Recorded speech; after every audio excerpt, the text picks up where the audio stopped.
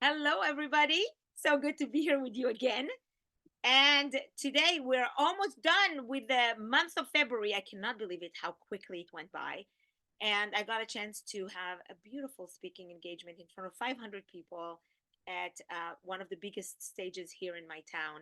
And I want to tell you a story of resilience in action. Are you ready? Because I think that will blow your socks off. so um, I get there to the speaking. I am the opening speaker, and I'm very excited about it. And the people I worked with, they are fantastic. The organizer, the event planners, the people in the company that brought me, just fantastic group of human beings. And so in the morning we are going to do all this testing and connecting our system and the mic and everything else, and people are gathering in the lobby and they're just about coming in. The doors are still locked, we are on the inside. Last minute checks, and then the person that is in charge of the tech suddenly collapses on the floor and get into some kind of a seizure, and we call 911. And everybody in that small room, like just a handful of us, very much, they I was like standing on the side and just watching, because they seem to have take are taking care of it with the 911, and the person is talking. And then before you know it, there is a ambulance comes and a fire department, and they have to tell all the people, the 500 people outside the door, to move to the side because they're coming with the stretcher. And they take this individual who is a young, less than 30-year-old. Okay. And so we are like, okay, now it's a half an hour from beginning time, and we have this situation. So they're bringing somebody else to operate the computer with all, and I'm just the opening speaker. There's all these other speakers following me. And the person who was doing it before had it all on slide deck, one slide deck with all of these things. And this new person now coming and trying to figure out how to use the computer. And we find out that the computer is password protected, and the person who knows the password is now on an ICU, on the way to an ICU. And I'm now instead of it starting it at 9, they postponed it to 9:30, and now it's a quarter of 9, and 9 and 9:10, and we still don't have all of it together. And there's some emotions, and people are like, oh my God, is this going to happen? How is it going to happen? And the whole time I'm thinking in my head, Doris, you are speaking, your topic is about resilience. You're speaking about resilience and the four chambers of resilience. Lean into this. It is now time. So I'm like, okay, Doris, just breathe. So I'm breathing and I'm completely focused on what I needed to do. And they are miraculously taking all the slides and my deck, and they put it up, and we're starting. And the president of the company comes up first thing and said, and just opening up with a beautiful statement about how we are all resilient, and now we see resilience in action.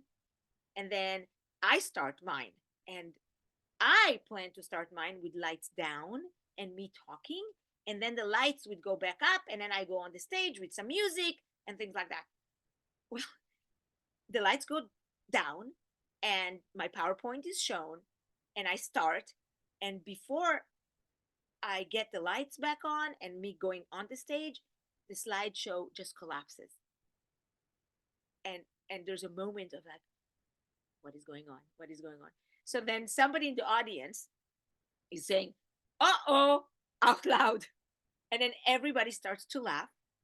And then, I say some things, and they don't see me. I'm in the dark. And then we somehow back on the horse. And then I go on the stage. And while I was on the stage, there were some times that, there was a music supposed to play, but it didn't on time, or it did before, or it didn't show up at all. And here's what I wanted to tell you.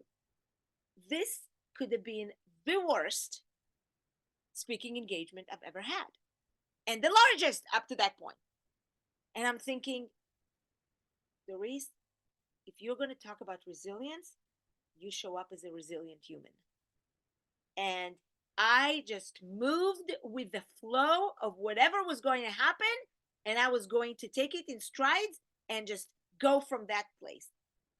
And it turned out that I got probably one of the highest marks that I've ever had, because so many of the comments talked about, besides my energy and all that things that is always wonderful to hear, is about, you showed us how is it to be resilient when everything else around you collapses, and how you are staying there. So my question to you is, when you think about this story, which I hope will not happen to you if you're a speaker, but if it does, or other things that happen to you, how do you, in the moment of the craziness, continue to be resilient? Often, I think, more often than not, we don't know if we're resilient until after the event, when we look back.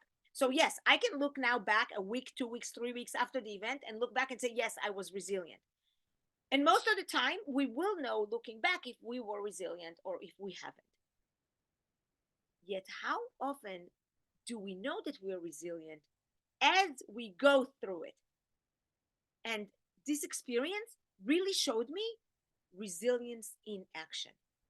So that's what I'm inviting you to think about when they hit the fan for you.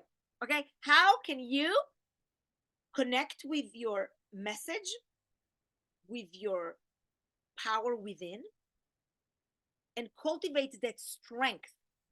And in that moment, I talk about the four chambers of relationships, and in as it relates to being wholeheartedly resilient. And I talk about the chamber of your relationship is number one, the chamber of your spirit is number two, the chamber of your tomorrow is number three, and the chamber of now is the number four. And out of these four chambers, what do you think, in a moment of a crisis, which one would you be able to lean into? And maybe it's different from one person to the next. I do believe that the fourth chamber, the chamber of now, is gotta be activated. Gotta be activated. How do you use your gifts, your values, your principles, and make them come alive right there when it happens? So when you have a crisis at work, when there is a fight happening with your team, when there is a disappointment right here, right now, how do you not get into this negative and shouting and doing something that you may regret 10 minutes from there? Okay, it doesn't have to take sometimes a year. 10 minutes after you've said something, you can regret it, right? We all do, by the way, we all do. But I believe, when we prepare ourselves and we talk it through, preparation does matter, mentally, emotionally, physically, in the ultimate success that you may have. And that is my my story for you for this Thursday. As you get this message, is how do you feel, act, be resilient in moments' notice? Until next time we see each other, thank you for listening to this. And I appreciate you being here and being part of this beautiful group on my email group list. I always have time. And by the way, if you're listening to this on the podcast, always appreciate comments, rating, and just remember that I wholeheartedly believe that you are the champion within. And if it takes you a little longer to find it, and you need a little help, do not hesitate. Reach out. And if you are interested in bringing me to your company, to your conference, it would be absolutely my pleasure. Okay, bye everybody.